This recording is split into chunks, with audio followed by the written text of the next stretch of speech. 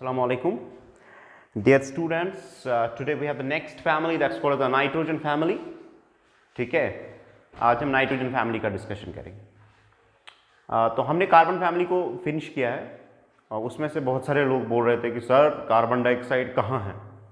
ठीक है, तो मैं आपको ये बोल रहा हूँ कि कार्बन डाइऑक्साइड जनाब वही है, ग्रीन हाउस है, ड्राई आइस है, कुछ रिएक्शंस है. ठीक है, जो छोटी मोटी रिएक्शंस टेक्स्ट ने दी है उतना ही जनाब करना है आपको. और कार्बन डाइऑक्साइड पे कोई सवाल अभी तक नहीं आया. जो मैंने कार्बोजन आपको वो मिक्सचर बोला है तो उसके बारे में थोड़ा आप देख लीजिए. बाकी जनाब उतना ही है. आपको जो मेन चीज़ें थी, सबसे इंपॉर्टेंट चीज़ें थी वो हमने कम्प्लीटली डिस्कस किए हैं, जो हमने सिलिकेट्स का कंसेप्ट किया है. और अगर आपको कहीं पे भी कन्फ्यूजन है या कुछ भी है तो आप व्हाट्सएप नंबर पे आप मुझे कर सकते हो, तो मैं वो क्लियर करने की कोशिश करूँ. ठीक है, तो अभी जो हमारे पास है नेक्स्ट फैमिली है, that's called the nitrogen family. So today we are starting with the nitrogen family. तो let's have today what's called as the nitrogen family. So we have nitrogen family. इसमें काफी इंटरेस्टिंग चीजें हैं. कुछ चीजें आपने already पढ़ी है, जो मैंने आपको पढ़ाया है कि कुछ हीटिंग इफेक्ट्स है, हाइड्रोलिसिस है, ठीक है, डिस्प्रपोर्शनेशंस है या कुछ स्ट्रक्चर्स है, वो ऑलरेडी आपने पढ़े हैं. तो उनको मैं काफ़ी कम यहाँ पे टच करूँगा. ज़्यादातर चीज़ें जो हमारे रिलेटेड होंगी वो जो जितनी इंपॉर्टेंट चीज़ें हैं, जैसे ऑक्सो एसिड्स में, नाइट्रिक एसिड में, ठीक है, प्रिपरेशन ऑफ नाइट्रोजन अमोनिया जो है उस पर हमारा ज़्यादा डिस्कशन रहेगा. सो let's have, this is the family that's composed of following members. We have nitrogen, we have phosphorus, we have arsenic, we have antimony and bismuth. Is it clear? These are the members of the family. तो मुझे बताओ जनाब एक चीज, nitrogen का atomic number क्या है जनाब? 7. ठीक है, तो पता है आपको नेक्स्ट कैसे ऑब्टेन करना है. 7 + 8 is what's called as the 15. 8 + 18 कीजिए तो आपको 33 मिलेगा. 33 + 18 कीजिए तो आपको 53 मिलेगा. 53 + 32 कीजिए तो आपको 85 मिलेगा. ठीक है, ये है जनाब इनके atomic numbers. These are the atomic numbers of the family. Now we have electronic configuration as we have been discuss. आप यहां पे भी थोड़ा और मैं कुछ बताऊंगा आपको. यहां पे देख लीजिए, अगर आप इसका इलेक्ट्रॉनिक कॉन्फ़िगरेशन लिखेंगे तो क्या हो जाएगा? 1s2, 2s2 and then it's 2p3. ठीक है, अब अगर हम यहां पे देखेंगे तो एक बार फिर से यहां पे देख लीजिए, हीलियम का कोर है. नेक्स्ट अगर हम यहां पे देखेंगे तो it's 1s2, 2s2, 2p6, then 3s2, then 3p3. तो अगर हम इसको देखेंगे तो ये आपका नियान का कोर हो गया. ठीक है, इसी तरह अगर हम इसको देखेंगे 1s2, 2s2, 2p6, then it's 3s2, then 3p6, then it's 3d10, then it's 4s2, then it's 4p3. ठीक है, तो अब मैं डायरेक्टली इसको लिखूंगा in terms of electronic configuration that you no noble gas. तो मैं इसको कर दूंगा सीधे हीलियम. ये हो गया हीलियम का कोर. और उसके बाद 2s2, 2p3. इसमें हो गया नियॉन का कोर. और उसके बाद हो गया 3s2, 3p3. यहां तक हो गया जनाब आर्गॉन का कोर, तो हो गया argon. Then it's 3d10, d orbital start हो रहा है. Then it's 4s2 and 4p3. अब इसमें जनाब क्या आएगा? आर्गॉन के बाद कौन है? क्रिप्टन हमारे पास रहेगा. And then it's 4d10, 5s2 and 5p3, and then it's xenon. Now we have what we say as 4f14, 5d10, 6s2 and 6p3. समझ आ रही बात? तो this is the electronic configuration. So we have the general electronic configuration is this. So we have noble gas plus we have the d or the f orbital and then it's s and p orbital there. ठीक है, तो ये है हमारा जनाब electronic configuration. समझ आ रही बात? So this is the electronic configuration of different. Now accordingly ये जो है हमारे पास, तो इसको अगर आप देखोगे तो इसका जनरल इलेक्ट्रॉनिक कॉन्फ़िगरेशन क्या बनेगा फिर, शाबाश।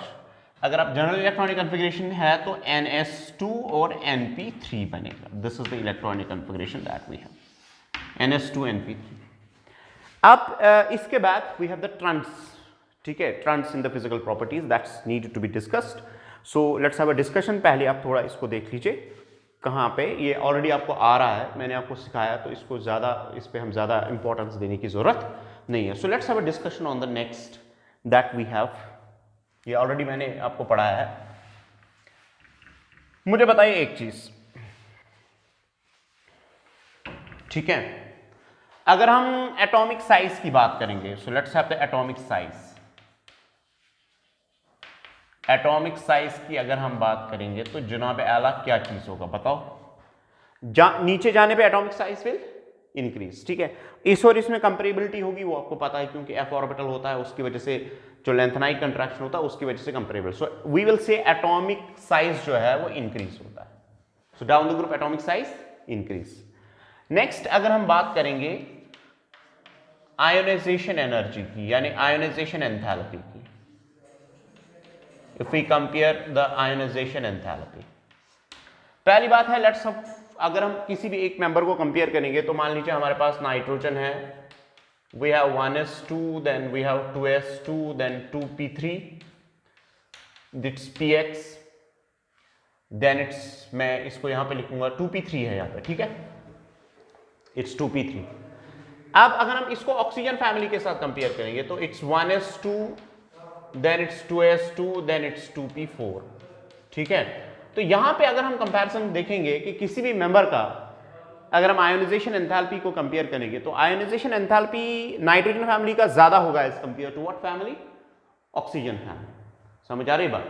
तो इसका ज्यादा है as compare to oxygen family, and the reason is because it has half filled electronic configuration. अब आपको पता है कि P अगर फुल फिल्ड होगा या हाफ फिल्ड होगा तो इसका जो आयोनाइजेशन एंथैल्पी होता है वो ज्यादा होता है, because of what we say as greater exchange जिसको हम बोलते हैं। तो उसकी वजह से किसी भी मेंबर को अगर आप कंपेयर करोगे नाइट्रोजन और ऑक्सीजन फैमिली में, तो ऑक्सीजन फैमिली का जो आयोनाइजेशन एंथैल्पी है वो कम है as compare to what nitrogen. होना चाहिए था ज्यादा, लेकिन अगर हम ऑक्सीजन फैमिली से कंपेयर करेंगे तो ये जनाब स्लाइटली ज्यादा है, ठीक है, ये ज्यादा है बिकॉज ऑफ इलेक्ट्रॉनिक। और अगर हम कार्बन फैमिली से कंपेयर करेंगे तो कार्बन फैमिली से इससे, यानी नाइट्रोजन फैमिली का कार्बन फैमिली से ज्यादा है because of increase nuclear charge. लेकिन अगर हम इसको ऑक्सीजन फैमिली से कंपेयर करेंगे तो ऑक्सीजन फैमिली में आपको पता है कि ये ज्यादा होना चाहिए था ऑक्सीजन फैमिली का, क्योंकि across the period nuclear charge, लेकिन नाइट्रोजन फैमिली का ज्यादा है as compare to oxygen family. The reason is because of the stable electronic configuration. और अगर हम इसमें बात करते हैं तो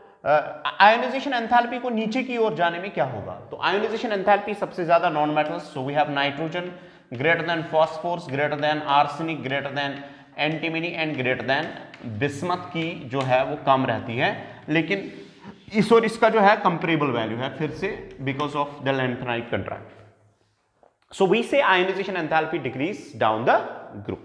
is it clear? Now the next important trend is that's called as the next important trend is that's called as electronegativity।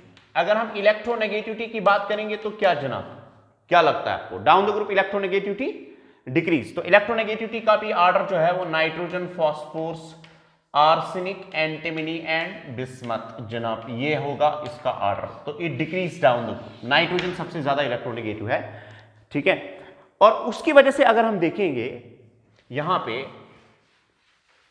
मुझे बताओ एक चीज, अगर हम नाइट्रोजन और फॉस्फोरस को देखते हैं, नाइट्रोजन और phosphorus, arsenic, antimony and bismuth को अगर हम देखेंगे, ये दो जनाब इलेक्ट्रोनेगेटिविटी हाई होने की वजह से they are what we say as they are non metals, they are जनाब non metals. This and this is a metalloid, this is a metalloid,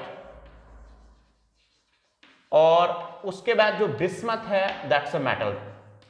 so we say down the group अगर हम जाएंगे, अगर नीचे की तरफ जाएंगे तो मेटलिक कैरेक्टर जो है वो इंक्रीज हो जाता है। समझ आ रही बात? Metallic character increase, ion electronegativity decrease. Atomic size increase, is it clear? अब उसके बाद नेक्स्ट जो हमारे पास है, so metallic character increase, these are the what we say different types of the elements having non metallic and metallic character, ठीक है। उसके बाद अगर हम नेक्स्ट देखेंगे, हमारे पास जनाब नाइट्रोजन है, फॉस्फोरस है, आर्सेनिक है, एंटीमनी है और बिस्मथ है, ठीक है। इनमें से अगर हम देखेंगे टेक्स्ट के हिसाब से नाइट्रोजन जो वो एलोट्रोपी नहीं दिखाता है, यानी इसके एलोट्रोपिक फॉर्म्स नहीं है। जैसे कि कार्बन आपको पता है कि डायमंड और ग्रेफाइट में इसका जो अरेंजमेंट होता है वो डिफरेंट, नाइट्रोजन जो है, ठीक है, नाइट्रोजन उस फॉर्म में एग्जिबिट नहीं करता है, यानी आपको सिंगल एलिमेंट आपको दिखेगा डिफरेंट पैटर्न्स में, डिफरेंट अरेंजमेंट्स में, ऐसा नहीं होता है। लेकिन हाँ, फॉस्फोरस जो हमारे पास है, फॉस्फोरस भी एलोट्रोपी दिखाता है, आर्सेनिक भी एलोट्रोपी दिखाता है और एसबी भी एलोट्रोपी दिखाता है। अब टेक्स्ट के हिसाब से अगर हम देखेंगे तो text writes only nitrogen does not exhibits allotropy, लेकिन अगर आप बाकी रिसोर्सेज देखेंगे तो उसमें हमारे पास है कि दोनों जो हमारे पास है, nitrogen as well as bismuth, they don't show allotropy, is it clear? So दो मेंबर्स हमारे पास फैमिली में हैं, नाइट्रोजन और बिस्मथ, जो कि एलोट्रोपी इन रियल सेंस नहीं दिखाते हैं, लेकिन आपका टेक्स्ट जो है वो जनाब लिखता है कि नाइट्रोजन सिर्फ एलोट्रोपी नहीं दिखाता है। समझ आ रही है बात? अब उसके बाद अगर हम दूसरी चीज पे डिस्कशन करेंगे तो हमारे पास, अगर हम नाइट्रोजन को देखते हैं तो नाइट्रोजन हमारे पास होता है जनाब N2, you know that. Molecular orbital theory में इसका डिस्कशन हमने किया है। It's a very, there are different species that are present, ठीक है। N2 plus, N2 minus, molecular orbital diagram को अपने आगे रखिए, उससे आपको पता चलेगा। This a very very stable diatomic molecule. इससे ज्यादा स्टेबल अगर आप देखोगे तो कार्बन मोनोऑक्साइड, कार्बन मोनोऑक्साइड इससे काफी ज्यादा स्टेबल होता है और इसका बॉन्ड ऑर्डर 3.5 होता है, लेकिन इसका बॉन्ड ऑर्डर जो है वो 3 होता है। और ये काफी, ये नाइट्रोजन जो है वो गैसेस फॉर्म में एग्जिबिट अपने आप को करता है और काफी ज्यादा स्टेबल होता है। It's very very stable, N2 is very very stable and among homo atomic, अगर हम होमो एटम्स की बात करेंगे तो उसमें से सबसे ज्यादा स्टेबल जो है वो N2 ही है। समझ आ रही बात? उसके बाद अगर हम इसकी बात करेंगे, T4 हमारे पास होता है, उसके बाद AS4 हमारे पास होता है, उसके बाद SB4 हमारे पास होता है, और बिस्मथ जो होता है ये मेटालिक होता है। इसका अगर हम आगे देखेंगे सॉलिड स्टेट में तो इसका BCC स्ट्रक्चर होता है। तो उस वजह से अगर हम देखोगे, अगर आप नीचे जाओगे ना, नीचे जाने पे अगर आप देखोगे, ठीक है, ये हमारे पास गैस स्टेट में होता है, ठीक है। तो ये अगर आप देखोगे इसके जो एलोट्रॉप्स है, कुछ एलोट्रॉप्स जो हमारे पास है वो सॉलिड स्टेट में है, बाकी जितने भी है वो सॉलिड स्टेट में है। तो उसकी वजह से हमारे पास जो बॉइलिंग पॉइंट होता है ना वो इंक्रीज हो जाता है। समझ आ रही बात? Boiling point down the group increases, boiling point down the group increase. Nitrogen हमारे पास गैस स्टेट में होता है, रेस्ट जितना आप नीचे जाओगे तो उतना सॉलिड स्टेट जो है वो इंक्रीज होता चला जाता है। और हमारे पास ये देख लीजिए, ये चार एटम्स एक एक मॉलिक्यूल को बनाते हैं, तो उसकी वजह से मॉलिक्यूलर मास इंक्रीज और उसकी वजह से स्टेट जो है वो चेंज होती है from gases state to what we say as a solid state. Is it clear? So हमारे पास down the group this boiling point increase. लेकिन मेल्टिंग पॉइंट का टर्न डिफरेंट है। मेल्टिंग पॉइंट अगर आप देखोगे आर्सेनिक तक इंक्रीज होता है, ठीक है, उसके बाद फिर से डिक्रीज कर जाता है। तो यहां पे असल में क्या होता है, जब आप नीचे जाते हो तो उसकी वजह से जो बॉन्डिंग होती है ना, बॉन्ड्स का जो स्ट्रेंथ होता है वो डिक्रीज कर जाता है। मैं फिर से बोल रहा हूं, बॉइलिंग पॉइंट जो है वो कंटिन्यूअसली इंक्रीज हो रहा है, बॉइलिंग पॉइंट जो है वो कंटिन्यूअसली इंक्रीज हो रहा है। लेकिन अगर हम मेल्टिंग पॉइंट की बात करेंगे, यानी सॉलिड स्टेट से लिक्विड स्टेट कन्वर्ट करने की बात करेंगे, तो मेल्टिंग पॉइंट जो है आर्सेनिक तक इंक्रीज होता है, उसके बाद नीचे जाने पे इट डिक्रीज, क्योंकि बिस्मथ में जो है उतना स्ट्रॉन्ग जो है मेटलिक बॉन्डिंग जो होता है उसका एक्सटेंट उतना ज्यादा नहीं होता है। समझ आ रही बात? तो हमारे पास these are some of the physical properties of this. So we have, I have told you that this जो है हमारे पास, it does not show allotropy, and rest show allotropy, and bismuth also do not show allotropy. So these are certain what we say as what's called as the physical properties. We will have the discussion on the oxidation states as well.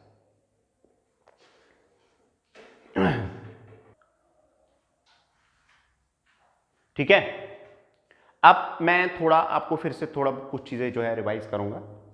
पहली बात मैंने आपको बोला कि atomic size increases, ठीक है, there is lengthenite contraction and there is Scandinite contraction that we have discussed. उसके बाद नेक्स्ट इंपॉर्टेंट चीज है, द नेक्स्ट इंपॉर्टेंट चीज जो हमारे पास है, that is what is called as ionization enthalpy. ठीक है, तो आयोनाइजेशन एंथैल्पी अगर हम देखेंगे कार्बन फैमिली से ज्यादा है, लेकिन ऑक्सीजन फैमिली से जो है ऑक्सीजन फैमिली से भी ज्यादा है। ठीक है, तो नाइट्रोजन फैमिली की ionization enthalpy is more as compare to carbon family, and also with respect to oxygen family it's more. Oxygen family को ज्यादा होनी चाहिए, लेकिन इसका इलेक्ट्रॉनिक कॉन्फ़िगरेशन इसको सपोर्ट करता है। हो गई ये बात। उसके बाद नेक्स्ट मैंने आपको बोला कि electronegativity, down the group electronegativity जो होता है वो डिक्रीज कर जाता है। ठीक है, लास्ट वाले मेंबर्स की कंपेरेबल है, लेकिन डाउन द ग्रुप इलेक्ट्रोनेगेटिविटी जो है वो डिक्रीज करता है। उस वजह से हमारे पास nitrogen phosphorus is non metallic. उसके बाद नेक्स्ट दो एलिमेंट जो है वो सेमी मेटल्स होते हैं, और लास्ट वाला जो होता है वो मेटल होता है, यानी इसका मतलब है down the group metallic factor जो होता है वो इंक्रीज हो जाता है। फर्दर अगर हम देखेंगे, नाइट्रोजन जो है वो डायटोमिक होता है, यानी N2 होता है, काफी ज्यादा स्टेबल होता है। बाकी जो होता है वो टेट्राएटॉमिक होते हैं, और बिस्मथ जो होता है हमारे पास ये मेटलिक होता है। ठीक है, तो ये हमारे पास जो है। अब उसके बाद जो है नेक्स्ट हमारे पास डिस्कशन है ऑक्सीडेशन स्टेट्स का। So let's have a discussion on oxidation states, which we have already discussed.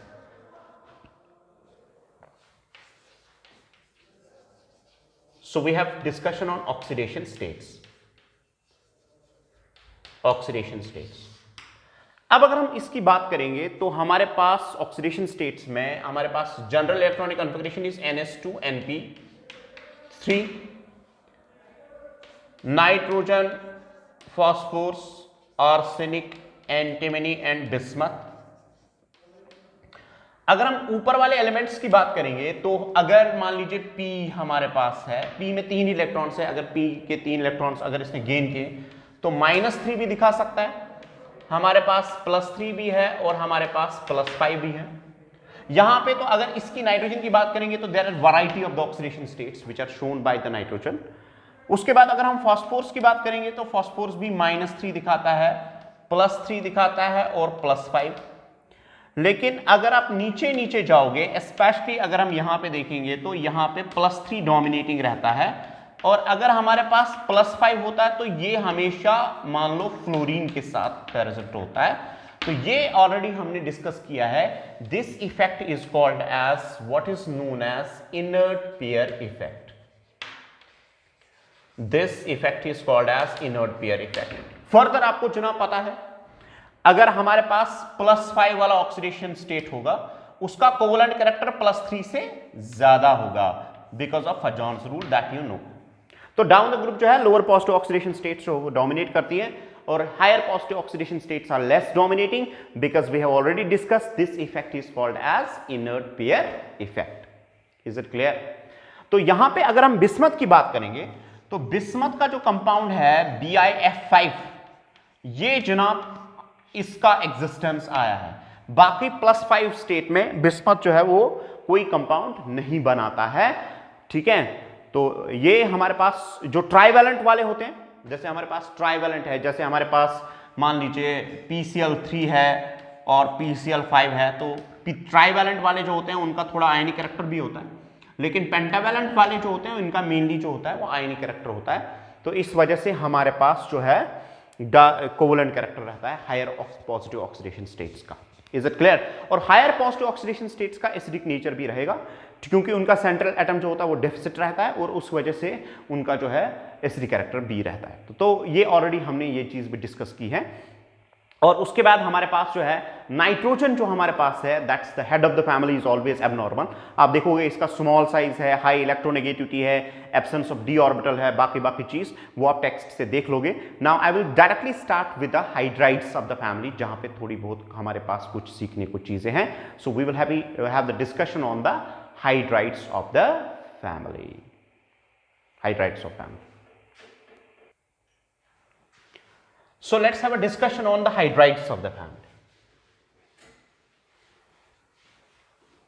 Hydrides of the family.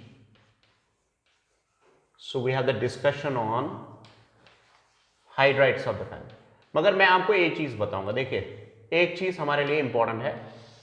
Hydrides of the family जो नाइट्रोजन फैमिली को मैं डिस्कस करूंगा, उसके बाद ऑक्सीजन फैमिली की सिमिलरिटी वो आप जनाब खुद पढ़ेंगे। समझ आ रही बात? लेकिन यहाँ पे मैं पूरा आपका डिस्कशन दूंगा, उसके बाद जितनी भी चीजें यहाँ पे हैं वो वहाँ पे भी यूज होती है, सारी चीजें मैं यहाँ पे डिस्कस करूंगा। देख लीजिए, पहली बात है हाइड्राइड्स। बताओ हाइड्राइड्स क्या होती है? Hydrides are actually this when they combine with hydrogen, so we have the following. अगर हम देखेंगे, पहले मैं इसका जो है हमारे पास प्रिपरेशन डिस्कस करूं, इनका प्रिपरेशन, हाइड्राइड्स का प्रिपरेशन जरा मुझे बताओ, एक सिंपल सी चीज है जो ऑलरेडी आपने पढ़ी है। अगर आपके पास लिथियम नाइट्राइड है, what will be the formula? शाबाश, Li3n।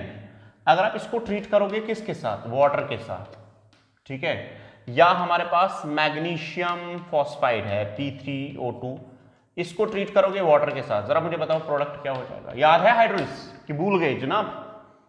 भूले कि याद है? ठीक है, अब आपने बहुत कुछ घर पे खाया होगा तो दिमाग की जो एक्टिविटी है ना वो भी कम हुई होगी। मुझे बताओ इसका क्या प्रोडक्ट आएगा? तो आपको मिलेगा जनाब, ये आपको पता है, ये N-3 होगा, ये P-3 होगा, तो डायरेक्टली यहां से H पॉजिटिव आएगा, तो आपको NH3 मिलेगा प्लस LiOH आपको मिलेगा।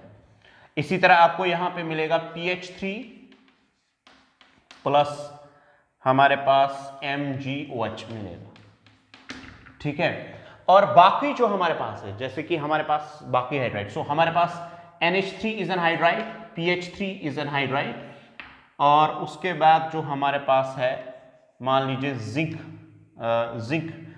जो हमारे पास है जिंक, अगर हम AS यूज करेंगे तो ये क्या बनेगा? What will be the formula?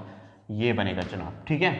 तो अगर हमारे पास आर्सेनिक है, एंटीमनी है, बिस्मथ है, तो इसके हम जिंक लेते हैं, जिंक डेरिवेटिव्स, उसको हम ट्रीट करते हैं HCl के साथ, तो उसके बाद इनका हाइड्रोलिसिस होके AsH3 बनेगा प्लस ZnCl2 बनेगा। बाकियों का भी ऐसा ही बनेगा, यानी हमारे पास अगर हम नाइट्राइड्स लेंगे तो वाटर के साथ ट्रीट करेंगे, आपको NH3 मिलेगा, इसका PH3 मिलेगा, और अगर आप इसको, तो हमारे पास HCl है जो इसके साथ ट्रीट करके आपको प्रोडक्ट मिलेगा AsH3। इसी तरह हम SbH3 और BiH3 है, तो हमारे पास अमोनिया हाइड्राइड है, हमारे पास फॉस्फीन हाइड्राइड है, हमारे पास आर्सीन हाइड्राइड है, हमारे पास SbH3 जिसको हम बोलते हैं what we say as this arsine, this is ammonia is there, PH3 is there, that's called as phosphine, arsine is there, ठीक है, stabine is there, and then we have bismuthine, then it's BiH3 which is called as bismuthine. So इनके नाम में एक बार फिर से पढ़ता हूँ। We have what's called as ammonia, we have what's called as phosphine, we have arsine, we have stabine, and we have bismuthine as the hydrides. So if we have the discussion on the hydrides, how these hydrides are actually doing, so this is the preparation method, आप इसको उतार सकते हो, ठीक है जनाब। तो हमारे पास NH3, PH3, AsH3, SbH3 और BiH3, let's have a discussion on their properties. उतारा आपने, वो समझ आई बात? So let's have a discussion on their properties. इनके डिफरेंट प्रॉपर्टीज को हम देखेंगे। पहली बात है, अगर हम इनके जो हमारे पास NH3 है, NH3 के बारे में ऑलरेडी जनाब पढ़ा है कि नहीं पढ़ा है? पढ़ा है, वो पढ़ा है, वो बहुत सारी चीजें हमने पढ़ी है, कुछ एक चीजें जो है वो रह जाती हैं, वही मैं डिस्कस करूंगा। आपको पता है हमारे पास इसका हाइब्रिडाइजेशन तो आपको पता है, मैं नहीं बोलूंगा, ठीक है, यू नो दैट। हमारे पास ऐसे PH3 आपको पता है, PH3 ऐसा होगा, AsH3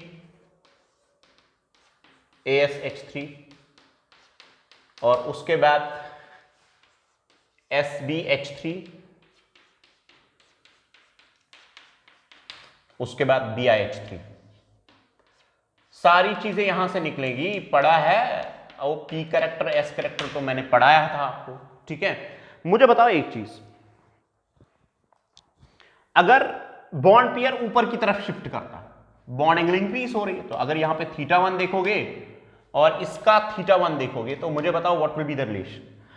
नाइट्रोजन ज्यादा इलेक्ट्रोनेगेटिव है, ठीक है, नाइट्रोजन ज्यादा इलेक्ट्रोनेगेटिव होने की वजह से इसका जो बॉन्ड पेयर है वो ऊपर की तरफ शिफ्ट करेगा, ऊपर की तरफ शिफ्ट करेगा तो रिपल्शन ज्यादा होगा, तो यहां पे जो नाइट्रोजन के केस में जो बॉन्ड एंगल होगा वो ज्यादा होगा, और बिस्मथ के केस में ये नीचे जाएगा, नीचे जाएगा तो यहां पे आएगा, यहां पे आने की वजह से रिपल्शन कम होगी तो bond angle is decrease. You know that line, as the bond angle moves from the central atom, peripheral atom to central atom, bond angle increase, and if it moves down तो bond angle decrease. तो इसी से सारी चीजें आपको आती है. आप यहां पे देखेंगे तो order for the bond angle is like this. तो आई विल हैव जो इनके बॉन्ड एंगल का ऑर्डर है तो हमारे पास ये है NH3 PH3 SBH3 ASH3 BiH3. So what's an order for the bond angle? This goes as, ठीक है, ये है जनाब बॉन्ड एंगल्स का order. This is the order for the bond angle. Is it clear? ये है order for the bond angle. ये एक चीज. दूसरी बात अगर हम देखेंगे बॉन्ड एंगल का ऑर्डर, ठीक है, दूसरी बात अगर हम देखेंगे नाइट्रोजन को, अगर मैं देखूंगा ये हमारे पास H है और H है. मुझे बताओ एंगल ज्यादा है, ठीक है, अगर एंगल ज्यादा है, अगर थीटा ज्यादा है तो इस बॉन्ड का एस कैरेक्टर क्या होगा? ज्यादा. जितना एस कैरेक्टर ज्यादा उतना स्ट्रॉन्गर बॉन्ड, जितना स्ट्रॉन्गर बॉन्ड उतना बॉन्ड लेंथ कम. वो समझ आ रही है? तो अगर बॉन्ड लेंथ कम होगा यानी NH bond will be stronger as compare to BiH3 because उसमें P कैरेक्टर ज्यादा होगा ना. एंगल कम, P कैरेक्टर ज्यादा, बॉन्ड वीकर. तो यहां पे अगर हम बॉन्ड स्ट्रेंथ देखेंगे, अगर मैं बॉन्ड स्ट्रेंथ की बात करूंगा तो we have bond strength. Bond strength का ऑर्डर जो है NH bond will be stronger as compared to PH bond, which will be stronger as compared to SBH bond, which will be stronger as compared to ASH bond, which will be stronger as compared to BiH bond. तो इसमें जनाब angle कम, P character ज्यादा. P character ज्यादा तो जाहिर सी बात है बॉन्ड विल बी वीकर. तो ये हो गया बॉन्ड स्ट्रेंथ. उसके बाद नेक्स्ट मुझे बताओ एक चीज, अगर बॉन्ड स्ट्रेंथ का ऑर्डर ये है, हाइड्रोजन कौन जल्दी देगा? वो कौन देगा जल्दी? उसमें BiH3 जल्दी देगा कि नहीं देगा? तो अगर वो देगा तो जो हाइड्रोजन जल्दी देगा उसका रिड्यूसिंग कैरेक्टर ज्यादा. तो रिड्यूसिंग कैरेक्टर का ऑर्डर जो है हमारे पास, रिड्यूसिंग कैरेक्टर जो है हमारे पास, उसका ऑर्डर जो है BiH यानी BiH बॉन्ड जो है वो ज्यादा रिड्यूसिंग होगा as compared to ASH, as compared to SBH, as compared to PH, as compared to NH. ठीक है, तो रिड्यूसिंग कैरेक्टर का ऑर्डर ये होगा क्योंकि जहां पे वीकर बॉन्ड होगा वहां पे हाइड्रोजन जल्दी दिया जाएगा, और जहां पे हाइड्रोजन जल्दी दिया जाएगा उसका रिड्यूसिंग कैरेक्टर ज्यादा होगा. अब नेक्स्ट हमारे पास है, मुझे बताइए एक चीज, अगर मैं इस पे कभी क्वेश्चन आता है, ठीक है, तो इसमें थोड़ा ख्याल रखिएगा. अगर हमारे पास एक और चीज है कि अगर मैं बात करूंगा basic character, if I will talk of the basic character of hydrides, मुझे बताओ सबसे ज्यादा बेसिक कौन होना चाहिए? देखो हमारे पास N है, यहां पे H है, ठीक है, और हमारे पास लास्ट है Bi, यहां पे लोन पेयर है, H है और H है. मुझे बताओ एंगल्स का रिलेशन दे दो. ये θ1, ये है θ1, यहां इसका θ2 मैं यहां पे लिखता हूं. सो θ1 इज ग्रेटर देन θ2. इसका मतलब क्या है जनाब? एस कैरेक्टर ज्यादा. एस कैरेक्टर ज्यादा, स्पेस ज्यादा है ना. स्पेस ज्यादा मतलब लोन पेयर का जो एस कैरेक्टर होगा वो क्या होगा? कम. वो समझ आ रही बात? मुझे बताओ एक चीज, मैं इस पे आता हूं जरा. θ2 देखो कम है, इसका एस कैरेक्टर क्या होगा? ज्यादा. तो समझ आ रही है बात? याद है वो S character increase, P character decrease. तो यहां पे वही चीज होगा. अगर एंगल डिक्रीज कर रहा है तो एंगल डिक्रीज करने की वजह से क्या होगा? Angle decrease. मैंने ये केमिकल बॉन्डिंग में आपको जनाब पढ़ा है, ठीक है. अगर एंगल डिक्रीज करता है तो इसका स्पेस ज्यादा मिलेगा, स्पेस ज्यादा मिलेगा, एस कैरेक्टर ज्यादा होगा. एस कैरेक्टर ज्यादा होगा, न्यूक्लियस के नजदीक होगा. न्यूक्लियस के नजदीक होगा तो स्ट्रांगली हेल्ड होगा. स्ट्रांगली हेल्ड होगा, अगर टाइटली हेल्ड होगा, मुझे बताओ डोनेट हो जाएगा? नहीं हो जाएगा. तो सबसे इजीली डोनेट कौन करेगा? नाइट्रोजन का लोन पेयर. सबसे कम कौन करेगा? बिस्मथ का लोन पेयर. इसका मतलब है down the group acidic character increases, basic character decreases. तो हमारे पास जो बेसिक कैरेक्टर का जो ऑर्डर होगा वो जनाब ऐसे होगा. सो बेसिक कैरेक्टर का ऑर्डर जो है NH3, याद करो NH3 greater than PH3 greater than SBH3 greater than ASH3 greater than BiH3। तो हमारे पास होना तो चाहिए था इसका लोन पेयर डोनेट, क्योंकि आपने बोला metallic character increases, metallic character increase तो जाहिर सी बात है जितना साइज इंक्रीज होता है उतना लोन पेयर ज्यादा डोनेट होता है। लेकिन यहां पे जनाब रूल जो है वो डिफरेंट होता है और ड्रैगो ने इसको एक्सप्लेन किया है, मैं वो भी आपके साथ शेयर करूंगा कि ड्रैगोस रूल क्या है। तो यहां पे अगर हम देखेंगे ये लोन पेयर जो है इजीली डोनेट होता है, क्योंकि इसका जो होता है एस कैरेक्टर कम होता है, इसका एस कैरेक्टर ज्यादा होता है, स्पेस ज्यादा, एस कैरेक्टर ज्यादा, closer to nucleus and hence it will be strongly held. So the basic character का ऑर्डर जो है वो ये होगा। समझ आ रही बात? So this will be the order for the basic character. Number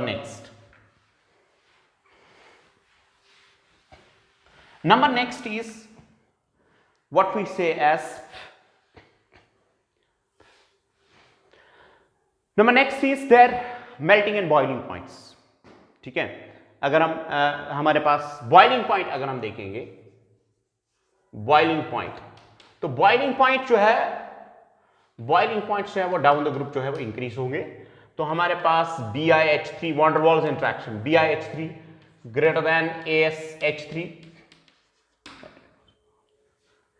greater than SBH3 greater than ASH3 greater than PH3 greater than NH3 due to why? What's the reason? बताओ वॉन डेर वाल्स इंटरेक्शंस। ठीक है, और ठीक है, लेकिन अगर हम melting point की बात करेंगे, मेल्टिंग पॉइंट जो है अमोनिया का एक पिक्यूलियर प्रॉपर्टी रहता है, that's called as intramolecular hydrogen bonding. तो बॉइलिंग पॉइंट का ऑर्डर थोड़ा, ये क्या बोलते हैं इसको, मेल्टिंग पॉइंट का ऑर्डर जो है वो थोड़ा डिफरेंट है। मेल्टिंग पॉइंट हमारे पास जो है, ठीक है, थोड़ा डिफरेंट है। तो यहां पे एक इंपॉर्टेंट चीज है कि नाइट्रोजन जो है NH3 जो है it undergoes hydrogen bonding, it undergoes hydrogen bonding। is it clear? इसमें जनाब हाइड्रोजन बॉन्डिंग होती है।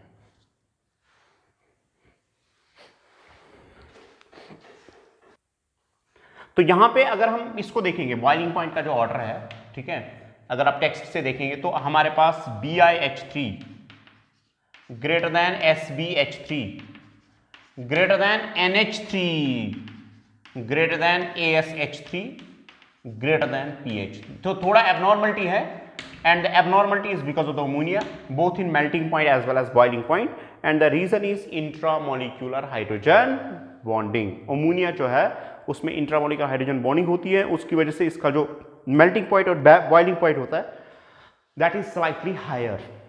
is it clear? So these are the hydrides of the family। now we have the discussion on, we will be discussing what's called as the halides of the family. ठीक है, अब halides of the family में अगर हम देखेंगे तो this is halides के case में भी हमने बहुत सारी चीजें जो है वो डिस्कस की है, जैसे कि हमारे पास व्हाट्स कॉल्ड एज हेलाइड्स जो है दो तरह के बनते हैं, one is called as pentahalide, one is called as ट्राइहेलाइड,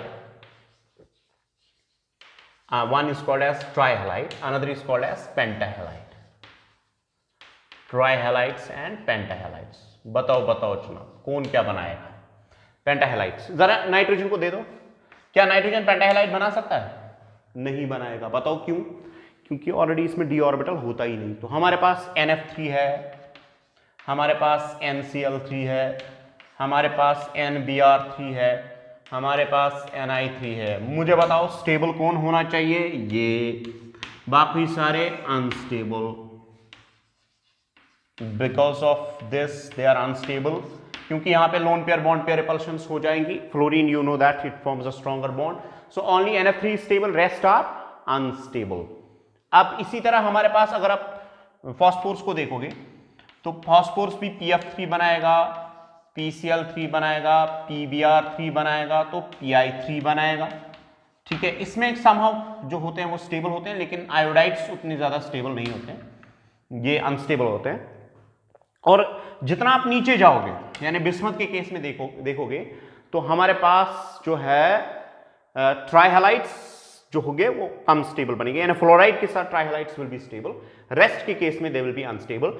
and आपने इसका हाइड्रोलिसिस मैकेनिज्म पढ़ा है कि नहीं पढ़ा है? Fluorides will not be hydrolysed because they have the stronger bonds, while as chlorides के केस में आपको पता है कि क्या बन सकता है अगर आप वाटर के साथ इसको ट्रीटमेंट करेंगे। मैंने ऑलरेडी आपको ये पढ़ा है, ठीक है।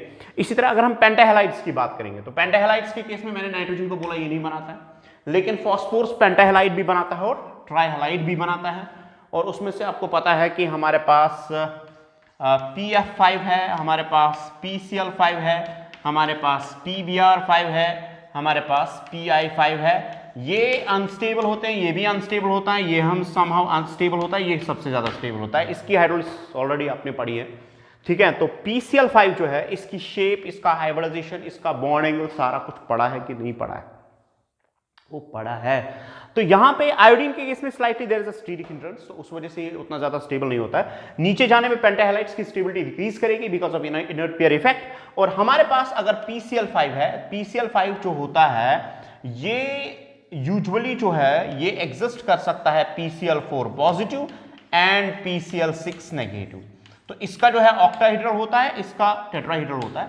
आपको पता है axial bonds are weaker, PCl5 में याद है एक्सियल बॉन्ड्स आर वीकर, तो वहां से एक क्लोरीन निकल के यहां चला जाता है, टेट्राहेड्रल शेप और ऑक्टाहेड्रल शेप बन जाती है।